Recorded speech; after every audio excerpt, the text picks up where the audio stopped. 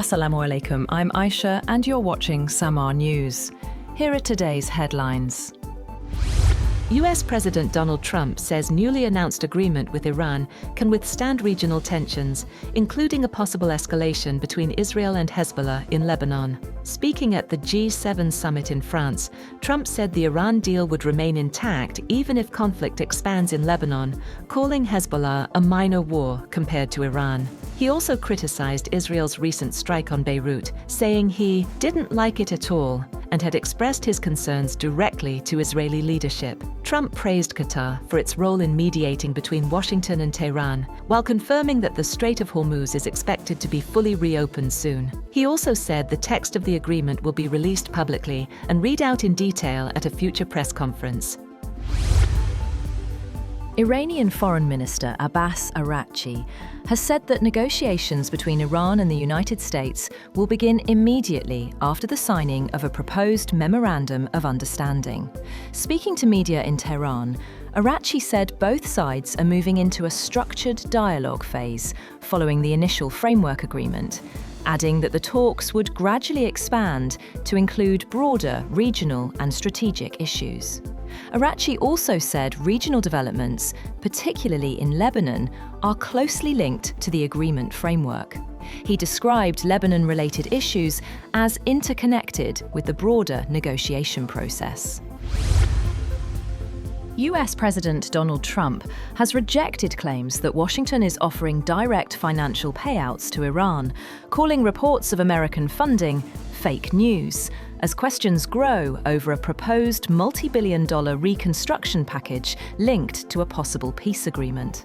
Writing on Truth Social, Trump said reports that the United States was paying Iran were false, blaming what he called Democrats for spreading the claim.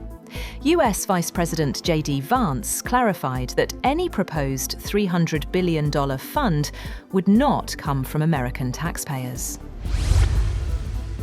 Benjamin Netanyahu bet that his joint war alongside Donald Trump would topple Iran's clerical rulers and bolster himself ahead of elections at home, as the architect of a US-Israeli alliance that would reshape the Middle East. Instead, Israel's longest-serving prime minister is on a collision course with Trump, as the US president seeks to extricate himself from the war, with both men's goals unmet and Israeli military operations tied down in Lebanon. Washington says that over the next 60 days, when a ceasefire is in place, it will negotiate full terms that will address US and Israeli concerns, especially over Iran's nuclear program. Pakistan will be hosting the signing of a US-Iran Memorandum of Understanding in Geneva on June 19th. Welcoming the agreement, Prime Minister Shehbaz Sharif called it a victory for peace, dialogue and diplomacy. Addressing Parliament, he said the deal marked the end of war and thanked leaders in Washington and Tehran for their role in the peace process. Meanwhile, Qatar, the European Union and Egypt also welcomed the deal as a step toward peace and the restoration of navigation through the Strait of Hormuz.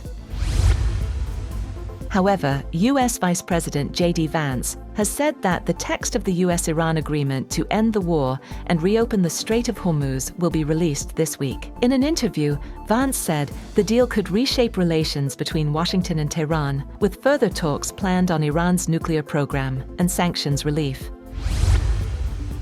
Meanwhile, Iran has said that it will charge ships for maritime services in the Strait of Hormuz instead of imposing transit tolls. The clarification came as US Vice President Vance said Washington expects the vital shipping lane to remain open to toll-free passage under a new US-Iran agreement.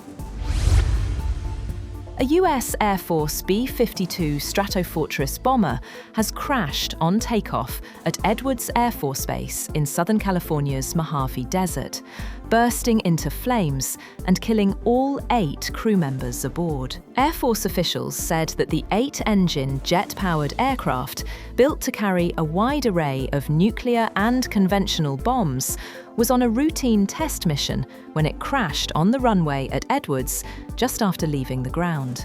A towering pall of black smoke billowing from the crash site was visible for miles immediately after the accident. That's all for now. For more updates, visit www.samaa.tv.